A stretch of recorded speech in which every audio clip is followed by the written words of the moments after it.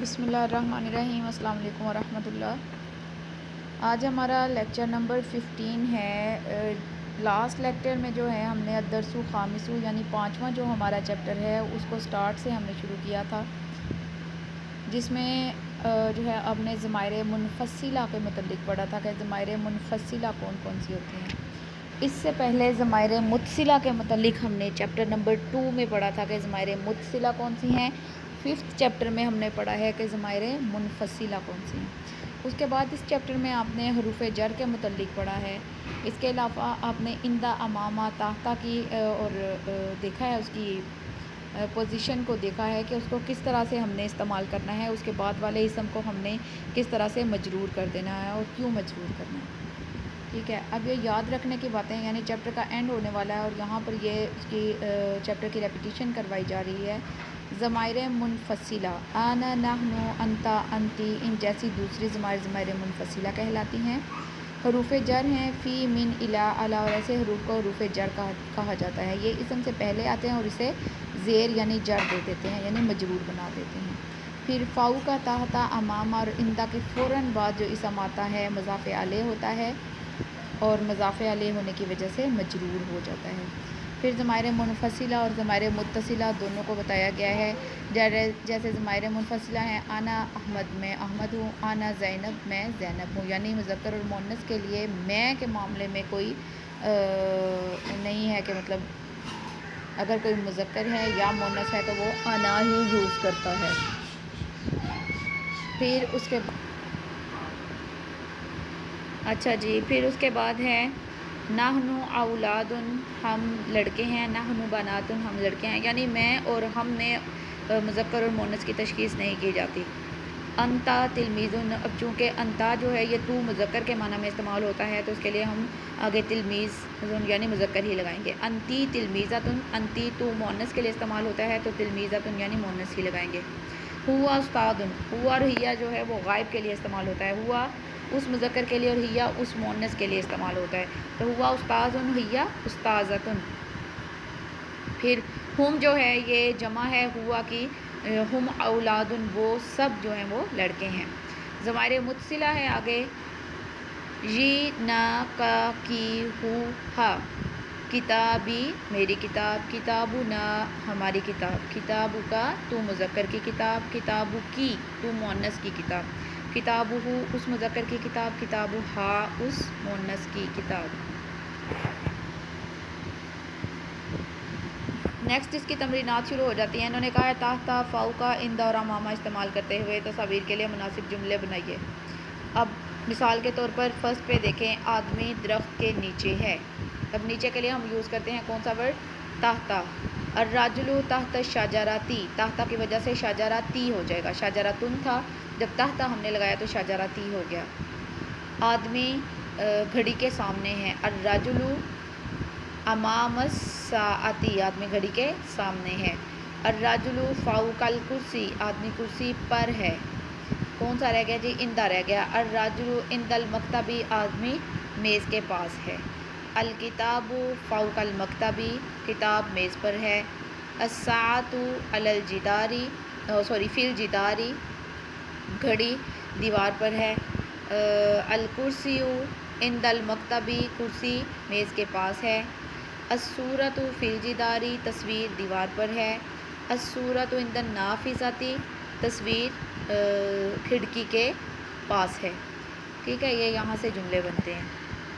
Next آ جائیں، جملوں میں حسب ذیل تصاویر کے لیے مناسب صفات لانی ہے۔ جب صفت لانی ہوتی ہے ہم نے کسی چیز کی تو اس کا مطلب ہے ہم نے مرکب توصیفی بنانا ہے۔ جیسے یہ فرسٹ والا ہے 150 کی کتاب ہے، یعنی الکتاب ثمین۔ اب الکتاب اگر ہم لگائیں گے، الکتاب لگائیں گے تو الثمین لگائیں گے، ٹھیک ہے، الکتاب الثمین۔ اگر ہم لگاتے کتاب، صرف کتاب لگاتے تو آ جاتا، یہ صحیح لکھا نہیں جا رہا، فنگر سے لکھ رہی ہوں، کیا آ جاتا؟ ثمین، کتاب ثمین۔ سیکنڈ ون کو دیکھ لیجئے، کتاب رخیص، سستی کتاب۔ اب یہ گاڑی ہے، یہ اس کی تیز رفتاری کی علامت ہے سیارتن سریتن. آپ چاہیں تو اس کے سٹارٹ میں حاضہ حاضی یعنی اس کے اکارڈنگ جو بھی آپ کے پاس اس سمے اس کے اکارڈنگ آپ حاضہ حاضی بھی لگا سکتے ہیں. جیسے حاضی شجرتن کبیرتن، حاضی شجرتن صغیرتن، حاضی شجرتن طویلتن. التلمیذۃ المجتہدۃ. ٹھیک ہے، یہ کیا آ گیا جی؟ آدمی، یہ خوبصورتی کی علامت ہے، اچھے ہونے کی علامت ہے. تو پھر ہم کیا لکھیں گے؟ الرجل الحسن، یا پھر ہم لکھ سکتے ہیں اس کو الرجل طیب. ٹھیک ہے، یہ بھی تصویر خوبصورت ہے، عورت کی ہے. حاضی صورۃ جمیلۃ، یہ خوبصورت تصویر ہے. یہ یہاں پر ہم نے ان سب کی صفات لائیں. ٹھیک ہے، نیکسٹ پیج پر آ جائیے. ذیل کی تصاویر سے مدد لیتے ہوئے ایسے جملے بنائیے جس میں حروف جر استعمال کیا گیا ہو. فرسٹ پہ دیکھیں، کھڑکی دیوار میں ہے. النافذۃ فی الجدار، ہم نے حرف جر لانا ہے. الولد، اب یہاں پر یہ بھی آ سکتا ہے الولد فوق الدراجۃ، لیکن ہم نے چونکہ حرف جر لانا ہے تو ہم کیا لکھیں گے؟ الرجل الرجل علل کیا بولتے ہیں جی اس کو، میرے ذہن سے ہی نکل گیا ہے.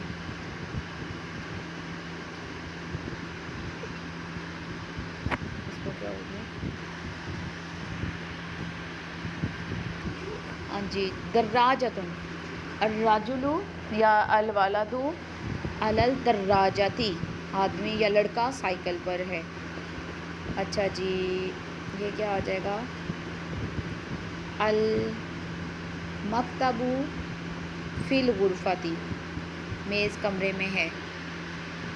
السبورۃ فی الغرفۃ، الصورۃ علی المکتب، الصورۃ فی الجدار.